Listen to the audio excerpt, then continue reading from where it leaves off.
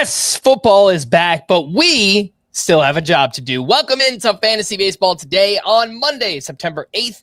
And finally, we are all reunited. I am Frank Stampfl, joined by Scott White and Chris Towers. Today on the show, Brandon Sproat made his Major League debut, a bunch of injury updates, starter sit decisions, and much more. But here we are. I am back for the rest of the season, unless something unforeseen happens. Hopefully not. But thank you to you guys for filling in. How did everything go? You got to ask the listeners. I have no idea. I have no ability to self-reflect personally. I joined the StreamYard room today, and I see a video of Scott's face over Scotty Doesn't Know, and that's pretty cool. I like that. I think we had a good time. I think if we're having fun, everybody's having fun. So, let's keep having fun. Yeah, let's do that. All right, let's jump into players of the weekend. Oh, my goodness gracious. All right, Scott, why don't you get us started? Jacob Misiorowski, one of his best starts of the season. Yep. In fact, probably his best start of the season, certainly his longest start of the season here on Sunday. He went 7 innings at Pittsburgh. So weak lineup, the weakest in baseball, but still really good start. 7 innings, 3 hits, 1 run, 8 strikeouts for Jacob Misiorowski.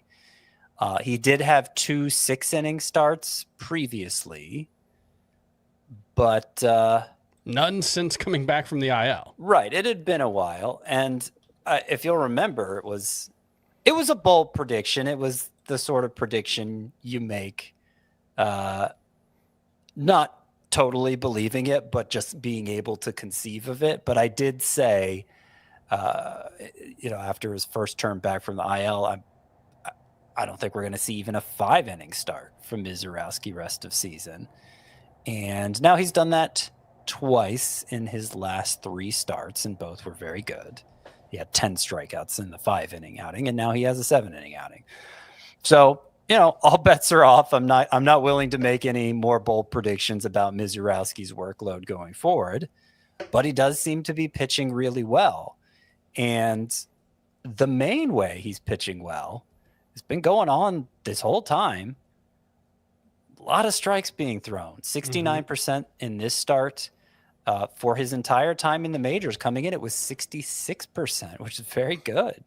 This is a guy who the big glaring red flag, I don't know that red flags glare, but the giant red flag for him in the minors was control. It was a major issue. He could throw really hard, had great stuff, but just didn't know where it was going. We saw strides in the minors this year. We saw strides in the minors from Joe Boyle. You'll remember this year too. And then he got back in the majors and that all dried up immediately. But it hasn't for Misiorowski. He's been really good. And I think he'll be of some use for you down the stretch, to say the least. What's interesting about Misiorowski is he's just pounding the zone. Like in this start, I think it was a 60% in zone rate, 55% in zone rate today, 60% his previous start. It's 55% overall. And that suggests to me that, is this guy hitting his spots regularly? I don't know.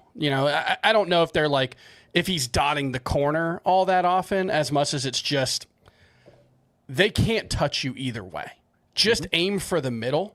You're not going to hit the middle of the zone anyway. So don't worry. It doesn't matter. Yeah. He's not going to hit where he's aiming anyway. He's going to miss, hopefully somewhere close enough to the zone that the hitter has to make a swing decision. And it's mostly working for him. He doesn't miss as many bats as you might think in terms of raw swing and miss. It was 13 and 108 pitches today. I think he's been right around 12%, which is a good swinging strike rate, but not best in baseball like you would expect from someone with his stuff. But he's so hard to barrel up. He's avoiding walks well enough that I think there's a ton to be optimistic about. And the thing I liked in this one was he threw his curveball more than his slider, which is not something we've seen that often from Misiorowski. And I thought maybe it was a matchups thing. He throws it more against lefties, but the the pitch spread lefty versus righty was very similar in his previous start, and he was more slider heavy. And the thing I like about that is the slider for Misiorowski, it's a cutter. Like whatever you call it, a slider, call it a cutter, whatever. It's a 95-mile-an-hour pitch. Doesn't have like a ton of movement. It has a lot of movement for 95.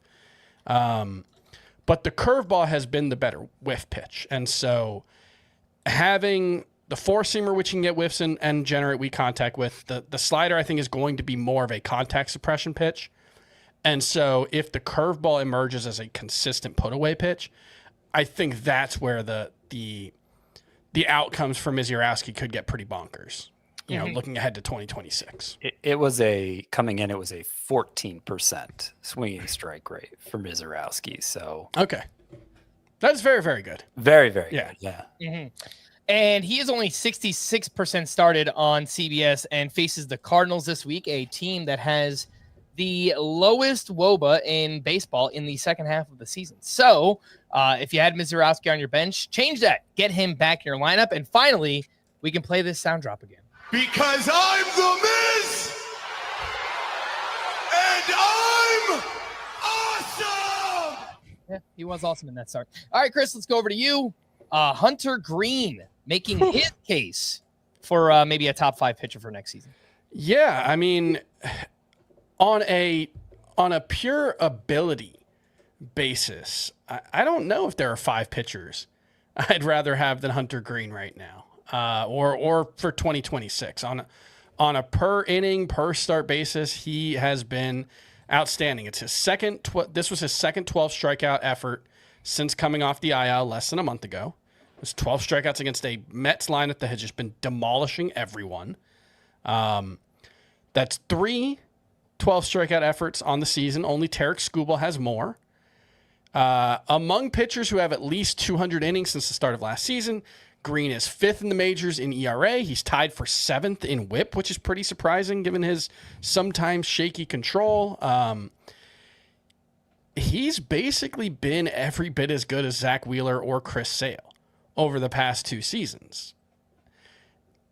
It's just that you have to add a lot of qualifiers when you're finding ways to rank Hunter Greene and contextualize him, because he has only thrown 240 innings over the past 2 seasons, and he has only thrown 90 1/3 so far this season. But coming into this season, there were injury concerns, and there were a little bit of performance concerns. He took a big step forward last season, but a lot of it was based on his ability to limit hard contact, which has actually regressed just as we would have expected this season. He had a 307 expected WOBA on contact last season. That was, I think, the second best mark in baseball after Justin Steele.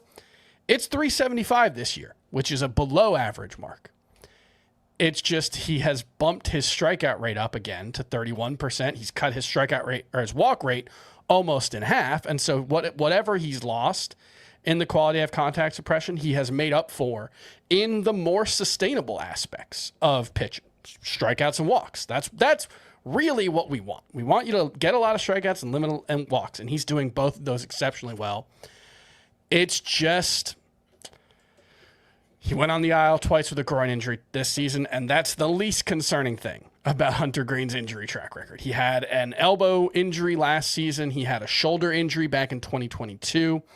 I think he had a hip or a back injury in 2023 that landed him on the IL. And obviously, before he got to the minors, he had Tommy John surgery. And this might just be life with the hardest throwing pitcher in baseball, right? Like you might just have to live with an elevated injury risk for Hunter Greene that limits how high the ceiling can be over the course of a full season.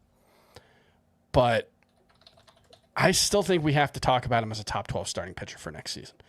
I think one of the biggest topics of conversation this offseason in fantasy baseball is going to be who is the number 4 SP. And we can get into who we think it'll be. I think there are like legitimately 10 names that you could throw out there that I wouldn't laugh off. I don't know if you want to say all 10, but Hunter Greene is in that discussion. Mm-hmm. I think he's got to be in the lower half of that 10 just because there are a lot of ways that it can go wrong for him. But if you're telling me you're going to get 200 innings of every pitcher next season, I think he's right there with Chris Sale and Logan Gilbert for the number 4 SP. Yeah, I don't know that I can. I don't know that I can ding him that much for the health concerns, because I mean there are health concerns kind of inherent to everybody, and I'm not saying we treat him like he's going to pitch 200 innings or even 180. My rule for a long time has been, until I see a pitcher do that, I'm not going to. His max is 150. Capable of. Yeah. So, but I don't know that I don't know that I could come up with 10 names that I think are deserving. For me, it's down to 4 for that number 4 spot after the obvious top 3 of Tarek Skubal, Garrett Crochet, and Paul Skeens. Mm-hmm. In some way for me. And, yeah. It's between Logan Gilbert, Chris Sale, Yoshinobu Yamamoto, and Hunter Greene. All 4 of which had great starts this weekend, by the way. 2 of them had amazing starts. Hunter Greene being one of them, Yamamoto being the other. I'm sure we'll get to him. Chris Sale had 9 strikeouts. That's pretty amazing too. Yeah, it's kind of, second straight start with 9 strikeouts is kind of just his standard form, which is why I'm kind of leaning toward him actually. And it feels. I think I'm more than leaning. You're more than leaning. You're ready to pencil in Sale there. I think I'm penciling him in. Yeah. I don't feel great about any of like that. That's clearly a step below the top 3 in terms of A, how good I think they could be, but even more so B, how available I think they're going to be, how many innings they're going to give me. And for different reasons, all 4 of them. But you start working in other names like Hunter Brown, or I don't even know who else would you. Hunter Brown's the only one. Christopher Sanchez is going to be in there. I think you could. Sanchez. I think Brian Wu is like on the outside of that. I think DeGrom is in there. I think he's just a talent. I think the talent level's a little lower now. Right. For most of the ones you could name, the talent level is lower. DeGrom maybe not, but he has. He's going to be older. He's a couple years older than Sale even, right? And I think him and Sale are Sale's going to be 20 or 37. Mm-hmm. Is he? Okay, I thought he was younger. He's going to be, I think, 4 days after opening day. I think they're the same age. Okay. DeGrom is 37 as well. So. Okay. Yeah. So I think all those names are in that conversation too. I mean, Hunter Greene. I almost merged him and Hunter Brown together, but Hunter Greene. Another thing is, as electric as he is, the velocity is up 2 more miles per hour this year too. So you almost have to kind of throw that in because I don't know. For a while we wanted more velocity, but at some point there's kind of a point of like diminishing returns where if these guys throw too hard, it raises their injury risk. I think that's already accounted for, right? Like those injuries, he's already struggled to stay healthy. So I think knocking him for throwing hard in addition to his injury history, I think is double counting to a certain extent. Might be. I would also, this one might be a stretch. Yeah, this was probably a stretch. Logan Webb is probably on the outside of that group. I see the commenters all saying this, so I imagine a lot of people listening who aren't in the comments are wondering why we're not mentioning Zach Wheeler. Zach Wheeler's injury is going to cost him probably the first couple months next year. Yeah. And is of such a severity, that he may never be the same again. So he's well out of this conversation. One other name. I mean, look, if Zach Wheeler's like pitching in spring training miraculously and looks like himself, maybe we can have that discussion, but that seems like a real long shot. Maybe Spencer Schwellenbach. Also coming back from a scary injury. Yeah, he's coming back from it's a fracture in his elbow, right? Yeah. Yeah. I'll hear Schwellenbach as a top 15 potentially. Yeah, I think it's top 5. I think there are. Yeah. I'm laughing at that one. You said I think Webb, Wu, Schwellenbach are more top 15, but it's probably the same tier. Mm-hmm. Well, let's talk about Yamamoto. You guys mentioned his name. He's firmly in this mix. And I mean, between him and their bullpen this weekend, it's just a whole, oh my goodness gracious, inning there. So Yamamoto fell 1 out short of a no-hitter, entered the 9th inning with a 3-zip lead. and the Dodgers wound up losing the game. So crazy here. The final line, 8 2/3, 1 hit, 1 run, 10 strikeouts to 2 walks, 23 whiffs on 112 pitches. Had everything working here. The velocity was up across the board, around 1.5 to 2 miles per hour on all of his pitches here. Fastball splitter. We're just mowing people down in this one.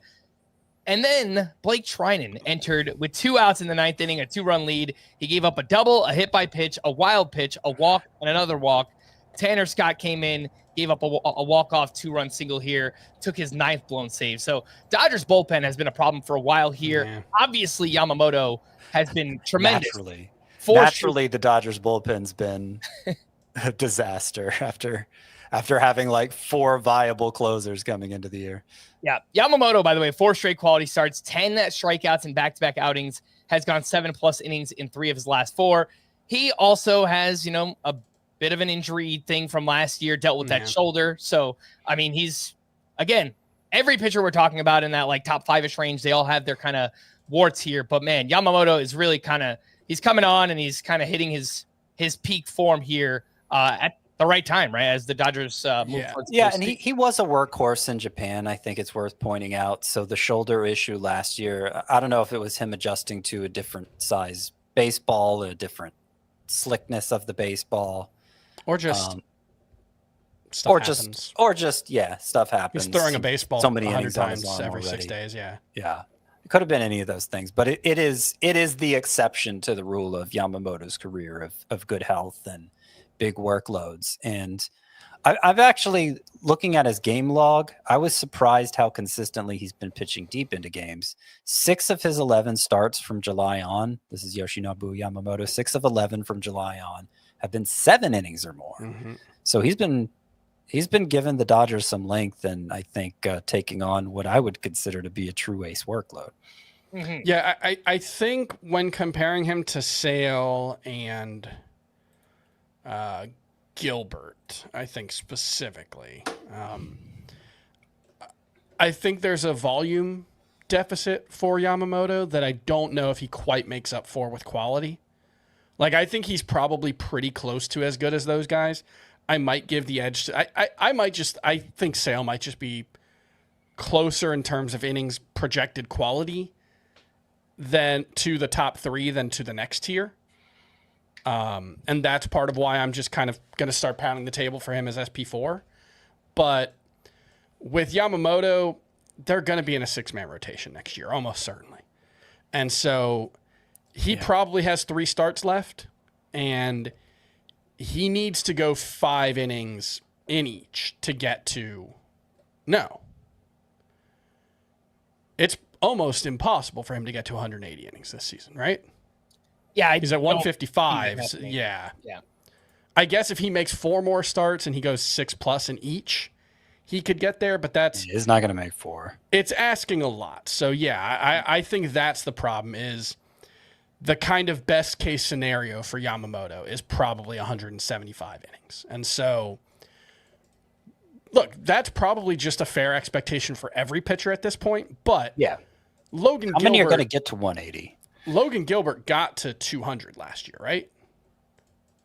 That sounds right. I mean, he got to 208, 190, 185. Yeah, he was routinely up over 180. Yeah, so that's where, if I think Logan Gilbert and Yamamoto are similar talent-wise, and I think I'd probably give Gilbert the edge this season. I really love what we've seen from him. I know the ERA is a little inflated, but the strikeout rate is 34% for Logan Gilbert. He's been bonkers. Mm-hmm. I'll give the edge to the guy who I think has more projectable volume. What Yamamoto lacks in K- walk rate compared to those guys, he does make up for, I think, in getting ground balls, because he gets a ton of ground balls. His quality of contact is like 325 xWOBA this season. It's elite. Yeah. So look, all these guys are going to be in that conversation. We'll have all off season to talk about it, but it's nice to get the wheels kind of turning a little bit here and starting to think about rankings for 2026. Big thanks to those watching live. Make sure to hit the like button and either subscribe or remain subscribed throughout the off season, because we'll have a lot of fun stuff that we're doing. And obviously we're still here 5 days a week throughout the rest of the regular season as well, helping people take down those fantasy baseball championships. Let's take our first break. When we return, we'll hit some news and notes. We'll do all of that right after this. get ready. Wait a second. I thought we were going tubing. All 3 Sonic the Hedgehog movies and Knuckles are now streaming on Paramount Plus. And everyone loves it. Every adventure, Just try to keep up. every face-off, This ends now. and every moment that will have you saying, Where have you been? My entire life! It's showtime. all 3 Sonic the Hedgehog movies and the entire Sonic universe are now streaming on Paramount Plus. Welcome back in Fantasy Baseball today. Let's hit the news and notes from the weekend. And the Mets continued their youth movement by promoting Brandon Sproat to make his first Major League start on Sunday. And he looked pretty good. Turned in a quality start here at the Reds. 6 innings, 3 hits, 3 runs, 4 walks, a little bit high here, but 7 strikeouts. Only 6 whiffs on 88 pitches. That was kind of weird compared to his 7 strikeouts. But, man, he gets a ton of movement on his breaking pitches here. Throws mid-90s with the fastball. Got off to a really bad start in the minors this season, but his last 11 games down there, it was a 2.44 ERA, a .93 whip. So he was pitching very well before he got promoted. The corresponding move was Kodai Senga being sent down to AAA. So if you haven't dropped him yet, that's your sign to drop Kodai Senga. But what do you guys think about Brandon Sproat, and how much of a priority is he for the final couple weeks of the season? I thought he did well. Obviously, he needs to walk fewer guys, but it's not something that I expect to be a consistent problem or a persistent problem for him. The lack of swinging strikes, even during that good stretch, I think it was like a 12% rate at AAA. So it seems like by introducing more sinkers this year to his arsenal, Sproat has kind of gone away from being so much of a bat misser and leaned more into the ground balls while still getting strikeouts at a good clip. Mm-hmm. So that might not be such a bad trade-off. How much can I trust him in fantasy? After one start, it's really hard to put that much trust on him. He probably has at most 3 turns left because, we saw what happened to Peyton Tolley, who I know all 3 of us were very excited about. His second start didn't go well, and suddenly he's not getting a next start. Every single young pitcher except for Jacob Misiorowski and Parker Messick was kind of terrible this weekend, right? Like Bubba Chandler was awful. Cam Schlittler was awful. Hurston Waldrop was bad. Peyton Tolley was bad. Jonah Tong was not great. It was not a great weekend for our faves. Yeah. True. But Sproat, especially since he is part of a 6-man rotation, and like his next start, it could go like Tolley's does, and then maybe he doesn't get another turn. So I'm not saying I wasn't looking to add him in any league, but I wasn't looking to add Sproat with any real conviction. Like this is the guy who's going to win me my league. I was encouraging, but it's just kind of late to really gain trust in him. Among pitchers who are, for the most part, widely available, Luis Morales is not widely available. He's about 70% rostered, but he's got 2 starts this week. I think you just ride with him if he's available in your league. I don't love the 2 starts at Sacramento. I feel like that could go really wrong if he doesn't pitch well, but we're chasing upside here. I would prioritize Cade Cavalli over Brandon Sproat, even though I do think Brandon Sproat's probably the more talented pitcher, but Cavalli's got Marlins and Pirates in Washington this week. If we're just talking streamers next week, and then I really love what we've seen from Parker Messick so far. I would prioritize him over Brandon Sproat. He had a good start this week. Yep. I think all the guys you named are in my sleeper pitchers for next week, but Sproat is the iffy one. I want to say Emmett Sheehan ahead of Brandon Sproat. Yeah. Because he should start against the Rockies in Los Angeles this week. Yeah. I have no conviction in how likely that should actually is. Because the Dodgers, like 4 times in the last 9 games, I think, the Dodgers have just had a different starting pitcher than expected, like 30 minutes before game time. It happened again this week with Tyler Glasnow, I think, on Friday or Saturday. So I want to say I'd take Emmett Sheehan over Brandon Sproat. Mm-hmm. If you need a start this week, you should probably just take Sproat. I did have Sheehan in my sleeper pitchers for this week too, but it is risky. He might not make a start at all this week because the that's just the way the Dodgers have been going. They've been kind of making their rotation on the fly. And in theory, Sheehan lines up to face the Rockies, but maybe it won't be. If it happens later in the week, his start would be against the Giants, I think. Tigers or Giants. Yeah, I saw the name Verlander and thought Tigers. Wow. Yeah, against the Giants, which is still a really good matchup, but not as good as the Rockies. Mm-hmm.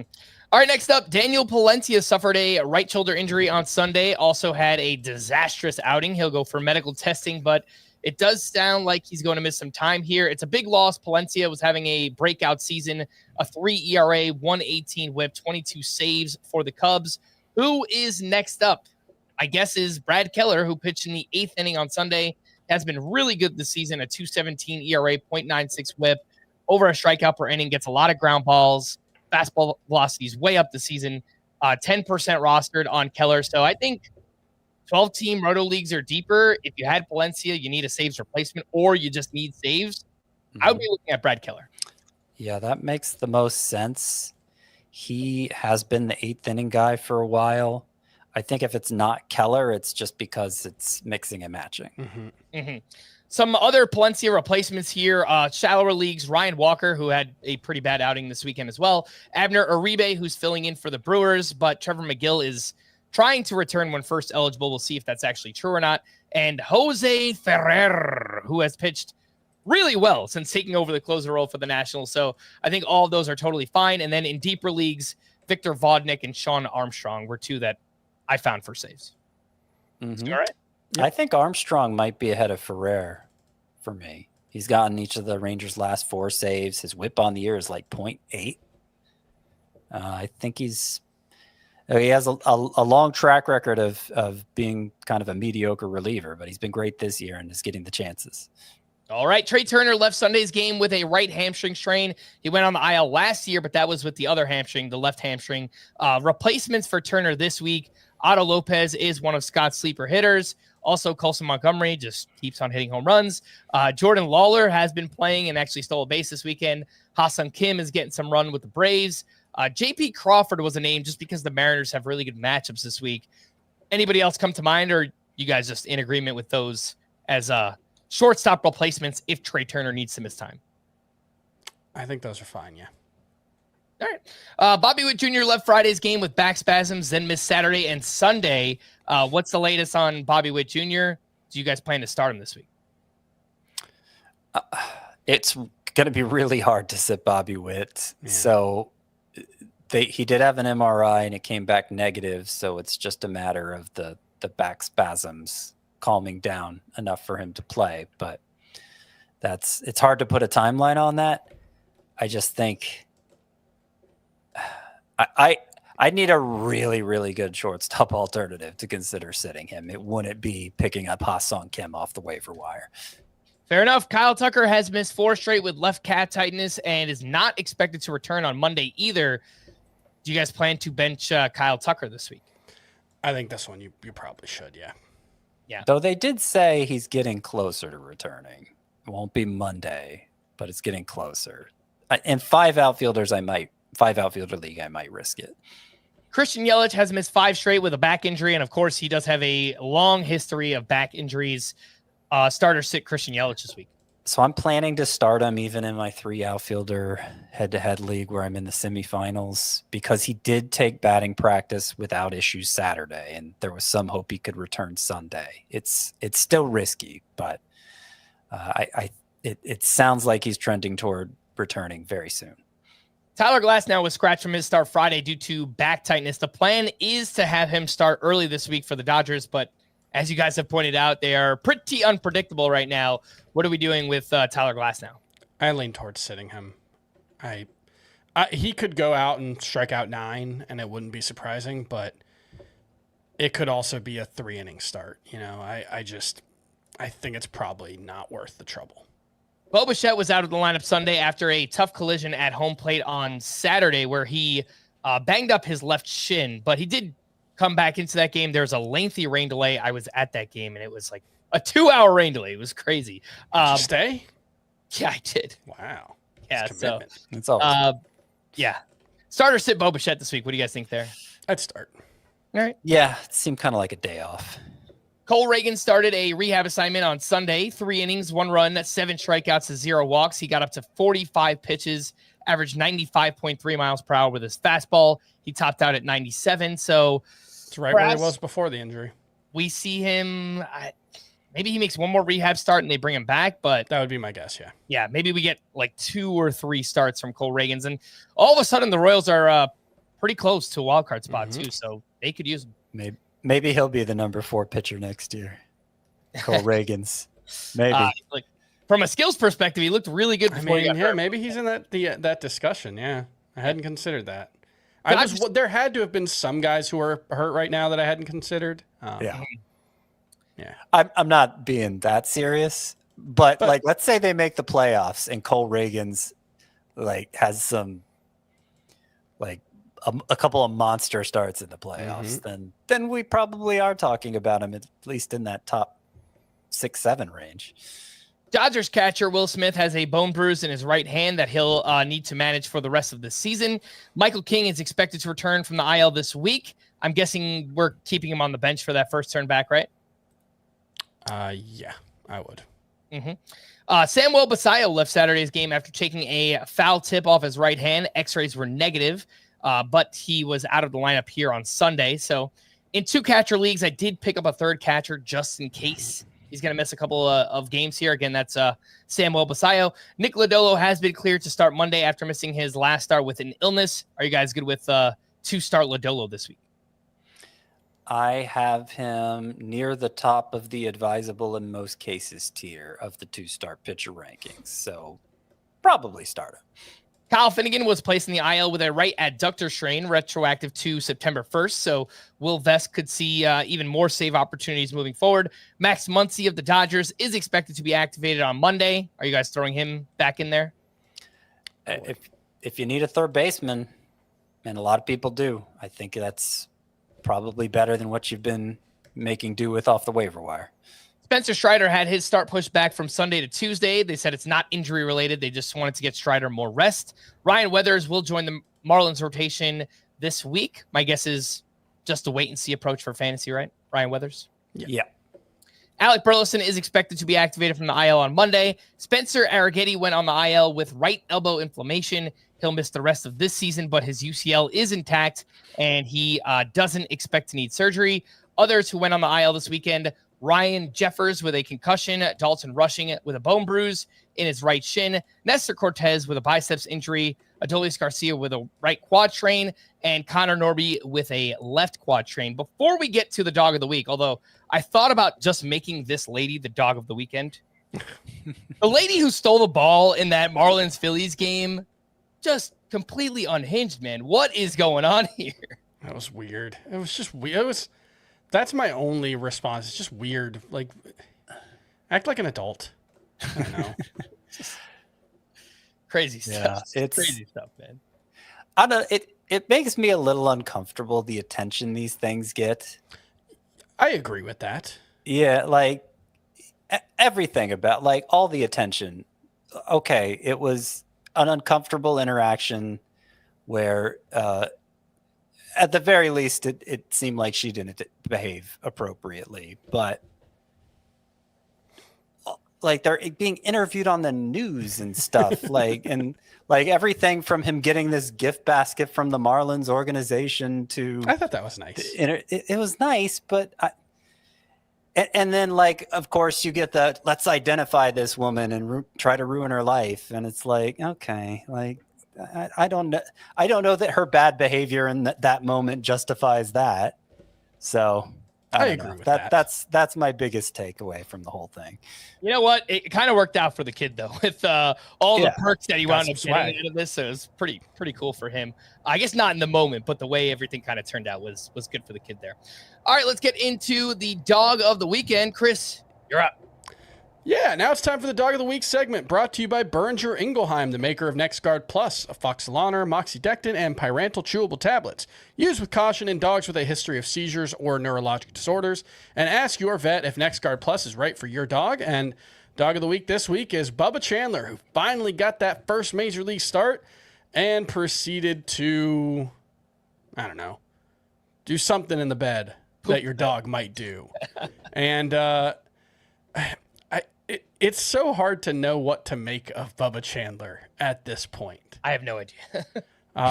Just because, and we've talked about it all along, but like the minors, he was dominating for like half of his minor league season. Then he was terrible for like half of it. He comes up to the majors. His first, I think, 3 relief appearances are very good. 2 wins and a save. Wasn't missing a lot of bats. Had, I think, 3 strikeouts in each of his first 3 outings. And then he makes his first start and proceeds to get bombed. I still like him. I still think he's talented. I don't know if I don't think Bubba Chandler is a must roster player right now. No. For sure in fantasy. No. Yeah, not for this season. I mean, trying to figure out what we're going to do with Bubba Chandler for next year is going to be a tough conversation because, as you mentioned, prospect pedigree, there's obvious talent here. He throws extremely hard. He has, good secondary pitches. Yeah. But, I mean, in the small sample we've seen so far, he's just giving up a ton of hard contact. And in the minors, the walks were a major problem. So, I mean, maybe it'll just turn out to be a volatile profile where he can go out and, some starts he'll dominate and others he'll just get rocked. But he's also still really young and has a lot of talent. So we're not writing him off, but he will be a polarizing player, I think.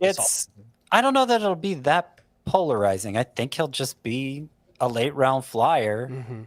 If you're just gambling on pedigree, gambling on upside, might as well chase the upside rather than throw it at some known commodity who's not very good. Unless, until spring training comes, and if Bubba Chandler's lighting it up in spring training, then he'll be hyped to the hills and he'll be pushed into the top 150 probably, and maybe end up going too early. But until then, I imagine he'll just be a late round flyer. I think if you're looking for like a comp, Jackson Jobe this year, obviously, hopefully it goes better, but he was a late round flyer. Didn't really ever get pushed up draft boards, which ended up being a good decision. But that kind of where, maybe around the 200th pick is when you start looking and say, it's, I don't know, Bubba Chandler or Michael Wacha or Merrill Kelly or whatever. Merrill Kelly probably deserves more respect than that. But that kind of player, like a Michael Wacha type or what Chris Bassett has been the past few years, where it's just like, yeah, he's useful, but you'd rather just take that flyer on the upside with Bubba Chandler and hope that he can take that big step forward with a more normal development process. And that was the Dog of the Week segment, brought to you by Boehringer Ingelheim, the maker of NexGard Plus, Afoxyloner, Moxidectin, and Pyrantel chewable tablets. They provide next-level parasite protection against fleas, ticks, and heartworm disease, roundworms, and hookworms, all in a tasty beef-flavored soft chew. Used with caution in dogs with a history of seizures or neurologic disorders. Dogs should be tested for existing heartworm infection prior to starting a preventive. Ask your vet about NexGard Plus chews. All right, let's hit our final break. When we return, we'll take a look at those rookie pitchers and what happened this weekend, what we're doing with them moving forward. We'll do that right after this. What's he like? The happy-faced killer? You mean my dad? Be glad you never have to know. You think that you're so much better than me. You're just like your old man. I am not like you at all. Welcome back in Fantasy Baseball today. What's the latest on the rookie pitchers? We mentioned Peyton Tolley had a rough second start, 5 runs allowed over 3 innings. He walked 4 through just 60% of his pitches for strikes, and he will not start on Wednesday. He still could pitch that day in relief, but if he's not starting and we're not using him, while the upside seems to be there for the long term, can we just drop Peyton Tolley for another pitcher we want to use this week? Yeah.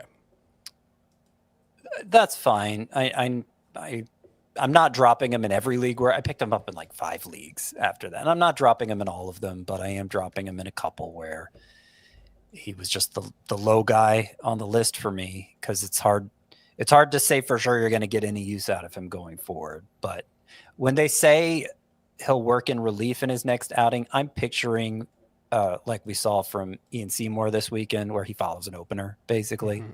And so Peyton Tolley might put himself right back in the startable category for fantasy if he goes 5 innings of relief and gets 7 or 8 strikeouts, which is certainly in the realm of possibility. I do think they there were just too many non-fastballs in this one. That's going to need to be his bread and butter. And if it's not working for him, he's not going to have it that day. You know, that's kind of the Peyton Tolley book right now. But I still think he's a very talented pitcher worth getting excited about. Jonah Tong struggled in his second start as well at the Reds. 6 innings, 4 runs, 4 walks, 6 strikeouts with 3 homers allowed. Did have 13 whiffs on 96% of his pitches, but obviously walks and home runs in the same start. That's a recipe for disaster. Again, I don't know that you have to drop Jonah Tong if you picked him up or spent a lot of fab to get him. He faces the Rangers this week. Their lineup actually has been better over the past couple of weeks. What are you guys doing with Jonah Tong? I would prefer to hang on to him. I still very much believe in the talent. You know, the control is the biggest concern here, right? Like 3 home runs is obviously bad, but the fact that he only gave up 4 runs on 3 home runs suggests that he pitched okay otherwise. You know, 13 whiffs on 96 pitches. That's pretty good. It's the only hits he gave up were home runs. That's hard to do. And suggests there was probably a little bit of bad luck there, probably a little bit of poor command of the fastball, especially. But I still think there's a lot to like about Jonah Tong. My preference is definitely to hang on to him. I agree. I don't know if we'll end up getting to use him this year, though. In deeper leagues, I wouldn't necessarily sit him against Texas. I'm talking like the 15-teamers where your options are limited. But I'm not eager to start Jonah Tong. I still believe in the talent. He did have occasional control lapses throughout his minor league career, and he may just be going through one of those now. Mm-hmm. But I think he's good. All right, next up, we have Hurston Waldrop, who struggled with control 2 starts in a row now. This one against the Mariners, 5 innings, 2 runs, 5 walks, and 5 strikeouts. He has 9 walks over his last 2 outings. It's still a 1.33 ERA and a 1.06 whip. He's only 49% started and faces the Astros this week. So another one where, you know, the results have still been all right, but walks are kind of piling up, and Astros could be a tough matchup. What do you guys think about Waldrop? I would say it was 4 good starts in a row for Hurston Waldrop. He hasn't had a bad start by results yet in terms of like the runs allowed, but I think the last 3 have been pretty concerning. It was 1 walk, 0 strikeouts, 4 walks, 9 strikeouts, and then 5 walks, 5 strikeouts in the other one. Okay, some people only care about the ERA, and maybe that he'll just continue to limit hard contact and dance out of trouble. But I think the last 3 starts have been pretty concerning for a guy who obviously does not have a super long track record of pitching at this level. So I'm a little alarmed by what we're seeing from Hurston Waldrop right now. I think I would start him ahead of Tong. I would certainly start him ahead of Tolley this week, but I don't think he should be viewed as a must start for a 1-start week. Yeah, I agree on that last point. I'm less concerned. I think the kind of issues he's had recently are inherent to being so splitter heavy. Mm-hmm. And that he's been able to navigate around those walks is also related to him being so splitter heavy. So part of it just goes with the profile, is what I'm saying. And, you know, the Astros, statistically, they're not a very good offense. They scored 4 runs or fewer in 8 of their last 10 games. Starting to look a little better with Yordan Alvarez in there, but I wouldn't be afraid to use Waldrop, but it's not a must-start situation, certainly. All right, and the last name here, Parker Messick. You guys mentioned his name earlier. Nice bounce back at the Rays. 6 innings, 8 hits allowed. Obviously, that number is high, but 1 run, 4 strikeouts to 0 walks, and has a quality start in 3 of 4 outings, and just 3 total walks in 4 starts. Walks, big problem for Messick in the minors. So far, small sample, it's been better at the major league level. And I would argue that he's the most usable of all of these names that we just mentioned because he gets the White Sox this week. Yeah, especially given the matchup against the White Sox. I've been very impressed by him. He gives me real like Matthew Boyd vibes, except I think there might be more strikeout upside here for Parker Messick. I like his fastball, even though it doesn't light up the radar gun. I think his changeup's excellent. I'm starting him this week, and I think he's, for being probably the least hyped of the young pitchers to get the call in the last month or so, I think he's acquitted himself very, very nicely so far. All right, I do have a couple other waiver wire pitchers here, more so to medium/deeper size leagues here. Don't know that we're running out for any of these necessarily, but Verlander had a great start at the Cardinals, 6 shutout innings with 6 strikeouts here. Last 9 starts for him, 2.61 ERA and a 1.18 WHIP, but he gets the Dodgers later this week. Johan Oviedo continues to pitch well for the Pirates. He faced the Brewers this weekend, 5 innings, 1 unearned run with 4 strikeouts to 3 walks. He's at the Orioles later this week. Steven Kolek, who pitches for the Royals now, he actually came over from the Padres at the trade deadline, has turned in 2 quality starts in a row. 7 innings, 2 runs, 4 strikeouts here against the Twins. He's at the Guardians this week. And Mitch Farris, who recently got promoted by the Angels, turned in a quality start here on Sunday against the Athletics. 6 innings, 2 runs, 4 strikeouts for him. And he is at the Mariners this week. Minor league numbers don't look so good, but he got a lot of strikeouts down there. Not really sure what to think of it, but do you guys have any interest in Mitch Farris, Steven Kolek, Oviedo, or Verlander? Which minor league numbers for Mitch Farris? Because he had a 15% swinging strike rate during his time at AA. He skipped AAA completely, so he's arriving straight from AA. Well, that's the Angels. Yeah. Final 4 starts at AA for Mitch Farris, a 1.52 ERA, 101 WHIP, 12.2 K per 9, and a 17% swinging strike rate. So he was missing some bats down there, and that it's not like he's gotten a lot of strikeouts between these 2 major league starts. It's not like that's what Mitch Farris is doing to succeed. But the whiffs, 13 on 76 pitches in this start Sunday, you kind of see it. So I don't think it's a priority ad anywhere except maybe AL only leagues, but I am interested in seeing how this year finishes up for Mitch Farris. I wish Verlander had a better start this week because he's actually been quite good lately, and I don't think I can trust it against the Dodgers, especially because even when things are going well, you have it as a 118 WHIP over his past 9 starts. I was looking since the All-Star break, and it's a similar low 3s ERA, but that one's a 133 WHIP, I think, since the All-Star break. And so between that and the Dodgers, I don't think it's worth it. Then I will say I hope the Angels play the Phillies at some point this year. I know there's not much time left, but I would love to see a Ferris Bueller matchup. There you go. Walker Buehler is now on the Phillies, by the way. Yeah. I think he's in the minors right now, but yeah, he's supposed to make 1 start and then get called up. He's joining the rotation, guys. Oh gosh. Don't think this one matters, but just wanted to mention a great start by Kyle Freeland against the Padres. 8 shutout innings with 10 strikeouts here, but he has a 5.10 ERA and a 1.45 WHIP. So nice start, Kyle Freeland, but don't think we're doing anything with that.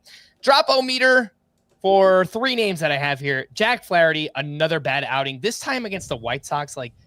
If you can't use Flaherty against the White Sox, what are we doing? So last 6 starts, 6.68 ERA and a 1.48 WHIP. Still 89% rostered. He's at the Yankees this week. I don't see any way that you can use Jack Flaherty there. If you need the roster spot, I think he can be dropped. What do you guys think? Yeah, I think 12 teamers, that's a perfectly acceptable drop at this point. I'm not giving up on Flaherty for next year by dropping him now, but it's pretty easy to drop players now who you don't think are going to be of any use to you for the next 3 weeks or however much longer your league is going on.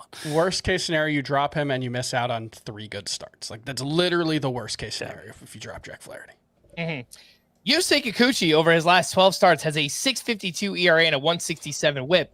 Maybe everyone who had Yusei Kikuchi on their team is just in last place and they stopped paying attention. But at 80% rostered, you could drop Kikuchi for anybody.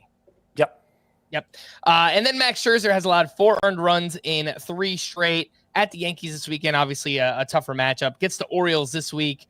What do you guys think about dropping Max Scherzer? He was, I think, tipping his pitches. Ben Rice's home run. Aaron Judge went like this. I don't know, you can't really see it, but he was kind of flapping his wings. The Yankees have been very obvious about telling their batters. Is that banging on a trash can? Well, this is allowed, Scott. This is allowed, yeah. But yeah, that seemed very obvious that the Yankees knew what was coming, at least on that I think it was a 3-run home run by Ben Rice in the first inning of that game. Yep. I said that facetiously just to avoid the comments. I know the Astros were utilizing technology, video in the clubhouse, so it's different. So as long as the Yankees aren't doing that, it's different. I don't think they are. I hope they're not. But no, they've been just very obvious about exactly what Chris said, just waving their hands or making. This is when a runner's on second base, by the way. When they're on second, which is allowed. Tell the hitter what's coming. Yeah. It was a light weekend for waiver wire hitters. Jorge Polanco, someone I wanted to highlight. He continues to hit well. 2 hits on Friday, another homer on Sunday. Last 15 games, he's hitting .375 with 6 homers and a 1249 OPS. And Scott, I know he's one of your sleeper hitters this week. That's Jorge Polanco. Mm-hmm. Yeah, he's been great. He's playing every day again. And I think maybe even beyond this week, he's somebody you can get some use out of being eligible at both second and third base. Reminder of the rest of Scott's sleeper hitters for this week, by the way: Dalton Varsho, Royce Lewis, Luis Garcia Jr., Kyle Manzardo, who in a league where I had Matt Shaw as my corner infielder, actually dropped Shaw for Kyle Manzardo. So just to give some perspective on a player maybe you want to drop for Manzardo. Isaac Collins, Harrison Bader, Otto Lopez, who had a 2-home-run game here on Sunday, Trevor Larnach, and Matt Wallner. I did get an interesting strategy question on Twitter regarding waiver wire hitters, and just wanted to run it by you guys because I feel like there could be a lot of people that are in a similar spot at this point in the season. So he said, my hitters have gone cold. I have Alec Boehm, Seiya Suzuki, Jackson Merrill, Jose Altuve, and more on cold streaks. Do I ride with them for this week and hope they do better, or is it crazy to drop them for people who are hot right now, like Andrew Benintendi, Dalton Varsho, Josh Lowe, etc.? All right, so here's the thing, right? Over the course of a large enough sample, we are decent at predicting what's going to happen. Over any given small sample, it is almost impossible to predict. Like, the difference between Andrew Benintendi versus Aaron Judge over 27 weeks, I'm very confident Aaron Judge is going to be much better than Andrew Benintendi. Over a given week, I think Aaron Judge should be better than Andrew Benintendi. But it's like, I don't know, 75-25 in any given 6-game sample size, right? Like that's the frustrating thing about this season. This part of the season, it's the frustrating thing about like setting your weekly lineups is these are random number generators over small enough sample sizes. The best team in baseball is going to win, I don't know, 98 games this year. Is anybody going to get to 100 this year? I don't think so. So like Brewers, maybe, I don't know. Over a small sample size, no, it's not good process to drop a player you are confident is good for a player you are confident is not good, but it still might work. I will just say most attempts to define and identify what is known as the hot hand across sports have failed. That does not mean it's not a real thing, but like the idea that a player is hot and that has predictive value, we all know it to be true. The evidence that it is true is very flimsy. And the more recency does not necessarily have more predictive value than a longer track record that is further away. Which is to say that this guy is hot right now and this guy is cold right now. It might work moving forward. My best guess is it's no better than a coin flip to play the hot hand versus the cold hand. Unless you have a good reason. Like we talked about Picor Armstrong, how his swing is all messed up. And there are like specific, tangible things about his swing that are wrong right now. That's a reason, that potentially is a reason to sit someone. But like this guy has been good for 10 games and this guy has been bad for 10 games. There's just not a lot of evidence that matters or has much predictive value. That's not to say you shouldn't make that decision. It's just to say you are going with your gut rather than what the data suggests. And that's fine because your gut versus the data over the course of the week is negligible. I would rarely sanction doing something like this. I'll just say, and like it kind of depends. The emailer here listed off a bunch of players that I don't see as being on equal footing. Yeah. Alec Boehm, kind of a fringe starter in 12 teamers to begin with. So if you have another good third baseman to replace him with, fine.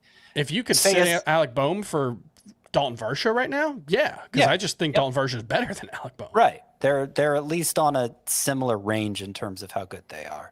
Seiya Suzuki, stud. You can't sit him. Jackson Merrill, we thought he was going to be a stud. He's been pretty bad all year. So if you wanted to start Varsho over him, I wouldn't have a problem with that either. Jose Altuve, particularly if we're talking at second base, stud. You don't sit him. So, yeah, 4 different players who kind of deserve different approaches, I'd say as well. Yeah, I think you always have to look at it kind of like a sliding scale, obviously. And I would have said the same thing about Alec Boehm. The only thing about Seiya Suzuki is he has been bad for a long time. In the second half, a 45-game sample, he's hitting 197 with 2 homers and a 594 OPS. So it's just that whole lineup, really. I would say, though, unless I knew he was playing hurt, I'd still trust him to come around because not that you necessarily have to start him, but I definitely wouldn't want to drop him. Yeah. All right, fair enough. Let's do some starter sit for these pitchers. There might be some fringe names here for the final month of the season. Gavin Williams, who we've talked about all season at the Rays, 7 innings, 1 run, 3 strikeouts here. He allowed 14 hard hits, also had 3 walks in this one. He just continues to get away with it. There's no explanation for it. He's 58% started and gets the Royals this week. What do you guys think about Gavin Williams? Like he's not getting a lot of strikeouts. He's giving up a lot of walks, and he's not limiting hard contact well. There's just no explanation for the success Gavin Williams is having. ERA has almost no predictive value. I know everybody's going to yell at me and say, oh, his ERA is good. You guys only care about strikeouts. It's like, whatever, fine. ERA doesn't have any predictive value. It just doesn't. Gavin Williams may continue to get good results, and if he does, and you start him, congratulations, that worked out for you. I don't see any reason to believe that Gavin Williams is an above-average major league pitcher right now. Last 11 matchup is good here against the Royals. I think he could be good. Yeah, sure. It's the Royals. Last 11 starts, by the way, for Gavin Williams. It's a 2.24 ERA, but a 4.27 FIP and a 3.89 xFIP. So just to back up your point, Chris. If he was 70% rostered instead of 90% rostered, he would rank among my sleeper pitchers this week because of that matchup against the Royals. Gavin Williams would rank, let's see, behind Bradish, behind to-start Luis Morales. But that's probably it. He'd probably rank 3rd for me among sleeper pitchers because of the matchup. All right, welcome back to Pablo Lopez, who took a tough loss in his return at the Royals. 6 innings, 2 runs, 4 strikeouts here. Only 25% started and gets the D-backs this week. It is a tough matchup. What are you guys doing with Pablo Lopez? I'm starting him. He's good. Yep, he seemed like Pablo Lopez. Luis Gil had a mixed outing here against the Blue Jays. 6 innings, 1 run, 4 walks to 1 strikeout. He is not getting whiffs this season. His swinging strike rate is only 9.3%, and he is at the Red Sox this week. So. Take everything you said about Gavin Williams, what Chris just said about Gavin Williams, and double it for Luis Gil. Not getting strikeouts, walking way too many guys, somehow has a low ERA in spite of it, but I don't buy it. Matthew Boyd back on track against the Nationals. 7 innings, 2 runs, 3 strikeouts, but did have 15 whiffs on 87 pitches here. His previous 7 starts before this one, he had a 5.09 ERA and a 123 whip. And the innings are really climbing. That's something I feel like maybe we haven't mentioned with Boyd. He's up to 166 and a third. Last year, he threw less than 40, and he hasn't thrown this many innings since 2019. So it could just be that fatigue is kind of setting in here. He gets the Rays this week. What do you guys think about Matthew Boyd? I'd start him. Yeah, that's fine. Brady Singer has turned in 5 straight quality starts. This one against the Mets, 6 innings, 1 run, 4 walks to 5 strikeouts. Last 8 starts for him, 2.11 ERA, 0.98 whip, 10 K per 9. He's only 50% started and at the Athletics this week. What do you think about Brady Singer? So he has made the sweeper a more significant part of his arsenal pretty much over that span of starts you were talking about, Frank, where Springer's been getting much better results. So he had the slider already, but now he's kind of pairing up a sweeper with it. And I don't know. I've been particularly impressed with the number of strikeouts he's been getting overall. A lot of high strikeout efforts. So Brady Singer maybe has unlocked something here. I think he's a little less than must start down the stretch, but certainly must roster, somebody you could feel more comfortable mixing in than I would have imagined a couple months ago. I will just say he has gone from being kind of a lean ground ball pitcher to a pretty solidly lean fly ball pitcher. His ground ball rate's gone from 47 to 39%. That could get really ugly in Sacramento. That's a really, really tough place. After the season, I feel like we can like take some views on what the new parks look like, although it's less important for Tampa because they won't be playing there next year. But I feel like Sacramento has been arguably the toughest place to pitch in baseball. It has the 7th highest home run park factor and the 2nd highest run park factor this season, just behind Coors Field. Brandon Woodruff bounced back at the Pirates, 6 shutout innings, 2 hits, 0 walks, 8 strikeouts, but only had 7 whiffs on 85 pitches. He was struggling in his previous 3 starts before this one. He's 75% started. Really good matchup against the Cardinals this week. So I feel pretty good about getting Brandon Woodruff back in there if you bench him for whatever reason. Well, the whatever reason was that he had been bad. Yeah, but he was looked like he had run into the wall. Yeah, I've noticed something with Brandon Woodruff too. Is that his cutter usage spiked in this one 25%, and he had been that had been a new pitch for Brandon Woodruff. And one of the reasons I thought, okay, maybe this is why he's surviving the lower fastball velocities, mixing in his cutter more. That had diminished. He had been throwing that cutter less and less as his struggles increased, and then suddenly he throws it more than he ever has before, and he has a great start. So I think there may be something to that with Woodruff. He really needs to stick with that cutter for his arsenal to play with the reduced fastball velocity.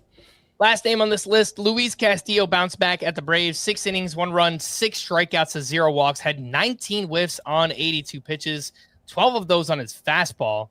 And 4 starts before this one, he was getting crushed. An ERA over 10, a whip over 2, and he gets the Angels this week. What do you guys think about Luis Castillo? Yeah, that was a little weird with the fastball. It's a pitch that does have a good whiff rate as far as 4-seam fastballs go, and he had 2 fewer inches of induced vertical break in this start. So that took it from an already low number. Let's see, it was 12 inches. It made it 10 inches of induced vertical break on that fastball. So he's kind of living in that Jacob Lopez range. And so that's probably that's like so far below average that it makes it more effective. It makes it a better bat missing pitch. And that might explain why he got so many whiffs on it in this start against the Braves. I don't think it's going to be the norm for Luis Castillo. But if you were tempted to drop him, I think this might be enough for me to pump the brakes on that. All right, let's stick with the Mariners. It was a big weekend for their bats here. Julio Rodriguez continues his huge second half. Had 2 home runs on Saturday, 2 for 4 with another steal on Sunday. Last 50 games for Julio, 309 batting average, 19 homers, 10 steals, and an OPS over 1,000. So for whatever reason, man, he needs the calendar to change to July, and then it just flips on. I will just say this is for roto leagues in head-to-head. I understand it's different. I don't want to hear anything next April or May if Julio Rodriguez struggles. Okay? I don't want to, this guy's a bum. He's going to finish the season with 30-30, 100-100, and probably a 275 batting average. Yeah. He's going to be a first-round caliber player. He should be a first-round pick next season. I don't want to hear it. Okay, fine. If you want to discount him in a points league because his best production comes later in the season, and if you don't make the playoffs, it doesn't matter how good he is in September. Okay, fine. That's fine. One, I don't actually – I'm not 100% sure that he's only good in the second half is a real thing. Maybe, I mean, it's like 4 years in a row now for Julio Rodriguez. Maybe there's something here, but I just live with the production you get and know that if he gets off to a slow start, he almost always, and I think even last season when he didn't, he was going to make up for it at the end of the season. So he got hurt last year. That's the only reason the numbers didn't end up where they were supposed to. You're going to get a 30-30, 100-100 season from Julio Rodriguez. I do not want to hear the complaining in April. Do not. All right. Well, I'm sure we'll have to remind many people. I know. People are still going to complain. Yes. A couple of their names here for the Mariners. Eugenio Suarez, nice weekend. He hit 3 homers and looks much better of late. Last 20 games, he has 8 home runs and an OPS over 900. Josh Naylor hit a home run Saturday and then a sock in the shoe on Sunday. 18 homers, 24 steals for Josh Naylor. My goodness. And Cal Raleigh will not stop. Hit 2 more homers this weekend. He is now up to 53 on the season. Who wins AL MVP? Cal Raleigh or Aaron Judge? I don't know. I think there might be, just given how the award is given, it might benefit Cal Raleigh because he's been such a big storyline this year in particular, and because there may be a bit of Aaron Judge fatigue as far as that goes. Probably it should be Judge. If he hadn't gotten hurt and lost some time, lost some production potentially because of that, I think Judge would be running away with it. But it's made it a contest at least. And obviously the only reason it's still a conversation at all, it's not just comparing offensive numbers to offensive numbers. It's that Cal Raleigh is like the best defensive catcher in baseball. He was the Platinum Glove winner last year. So he has those bonus points going for him on top of the historic power season. I do just want to point out there is a pretty good chance. This is a little bit of an arbitrary thing, but 49 is no more or less arbitrary than 50. All right. So we're just going to throw this out there. There have been 15 players in Major League history with multiple seasons of at least 49 home runs. And if Eugenio Suarez hits 4 more home runs this season, he will make it 16. And that is wild because it's basically just Hall of Famers or steroid users, Sammy Sosa, Mark McGwire, Barry Bonds, Alex Rodriguez did it, or Albert Bell. And Eugenio Suarez is going to join that list. That is remarkable. Yeah, that is crazy stuff. I mean, he's not guaranteed to join it, but 4 more home runs in 20 games feels like a decent bet. Yeah, I think so. Stud hitters being studs. Vlad Jr. continued his big second half. He has multiple hits in 5 straight. And in that second half, 352 batting average, 11 homers, and a 1053 OPS. Yordan Alvarez has looked good since returning. 12 games, hitting 425 with 3 homers, 9 RBI, and a 1229 OPS. Shohei Ohtani hit 2 more homers on Sunday. He is now up to 48 on the season with 127 runs and 17 steals. Juan Soto keeps putting up ridiculous numbers. This weekend, 5 hits, a homer, and 2 steals. And last 39 games, he has 14 homers and 16 steals. That is incredible stuff. And Corbin Carroll has also been going off in the second half. 284 batting average, 9 homers, 36 runs, 14 steals, and a 931 OPS for Corbin Carroll. Anything to add on stud hitters being studs? One, I was just looking up who the competition for Shohei Ohtani being an MVP should be, and I think he probably is just going to run away with it because the other leaders in WAR on Fangraphs are Trey Turner, who's probably might miss the rest of the season, and Corbin Carroll, who's on like a last place team or a non-playoff team. So I think it's definitely going to be Shohei Ohtani. That's not including his pitching. Armstrong still leads baseball, still leads the NL in baseball reference WAR. Mm-hmm. It's not going to be Pete Armstrong. If he has a big September, I think he could put himself back in the conversation. He has a lot of work to. I don't think we can. You know what? No MVP for a sub 300 OBP. That's the line in the sand I'm drawing. You got to be this tall to ride the ride. Yeah. And then there's a pretty good chance I'm going to rank Yordan Alvarez as a top 24 hit player next year. I think he's. I just like. I don't think I'm going to hold a misdiagnosed fractured hand against him. It's been like 2 full years since the knees were an issue, which is actually kind of surprising. He only missed like 1 game last year to a knee issue.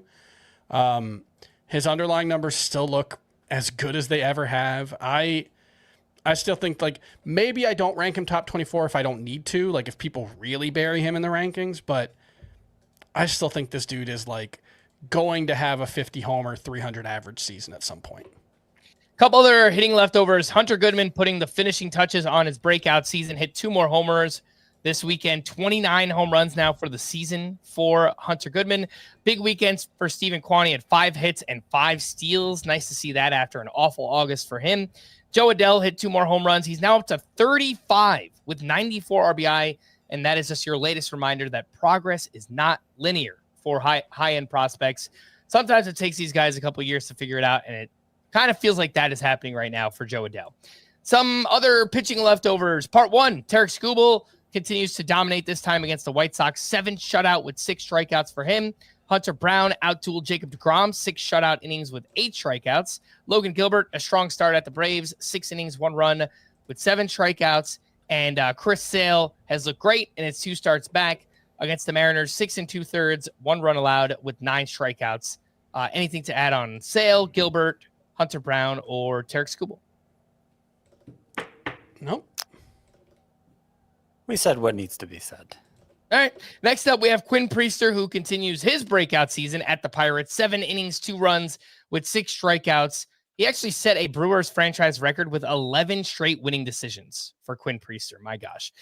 Kevin Gausman, a great start at the Yankees. 8 innings, 1 run, 5 strikeouts for him. And in the second half, he has a 2.59 ERA and a .80 whip for Kevin Gausman. Christopher Sanchez, another great start. This one at the Marlins. 7 innings, 1 run, 5 strikeouts there. And Merrill Kelly, a great outing against the Astros. 7 innings of 1 run ball, 7 strikeouts for him. Anything to add on Merrill Kelly, Christopher Sanchez, Kevin Gausman, and Quinn Priester? Chris, you are muted. I do think Gausman is worth just taking a look at. I don't know if there's much here. I think the likeliest explanation for this is just kind of what Scott said about Hurston Waldrop earlier, where when you rely on a splitter as much as these guys do, that's a really finicky pitch. It's a hard pitch to throw for strikes. It's more of a put-away pitch than a strike pitch for most pitchers. And so you have to get to 2 strike counts consistently, and you have to have the feel for the pitch. And my feel for Kevin Gausman is this is just the random number generator coming up on the positive side more often lately. The biggest change has been much better control, which doesn't really feel like something I want to bet on at this point in Kevin Gausman's career, but it's been going on for long enough that it's worth noting. Yeah, I've noticed that as there came a point, I don't know exactly that it aligns with the great stretch he's been on, but it roughly does, where he took a little off the splitter and started getting the same drop on it as he got 2 years ago, as opposed to last year where it lost some of that drop. And so he's not as good as he was in his Giants days, but I think he's turned himself back into a really strong starter for fantasy, like a top 30 type. I'd be willing to go that high with Gausman. And last year kind of looks like the outlier for Gausman. And remember, he had that shoulder injury right before the season. And then he didn't go on the IL. I wonder if he was just pitching through it and it kind of affected him all year. But yeah, he's bounced back. His skills, his underlying numbers look much better this season than they were last year for Kevin Gausman. Call to the bullpen for the Brewers on Friday. Abner Uribe picked up his 5th save. He is pretty much the guy with Trevor McGill on the IL. For the Dodgers on Friday, Tanner Scott got the 9th with the game tied. He gave up a walk-off homer to Samuel Basallo, took his 3rd loss, and then we mentioned everything that happened on Saturday as well. On Sunday, lefty Jack Dreyer allowed a hit but struck out 2 for his 3rd save. So I still think it's Tanner Scott's job, but man, it's kind of been a mess lately. It's crazy that Jack Dreyer is who the Dodgers are turning to because Tanner Scott and Kirby Yates and Blake Trinan. I mean, Michael Kopech's healthy now too. He's not getting in the action. It's Jack Dreyer. Come on, man. What's going on? Was he in 30 Rock? Don't worry about it. I was trying to think of like a washer dryer joke, but I couldn't get there. The Dodgers are so washed that they're using the dryer.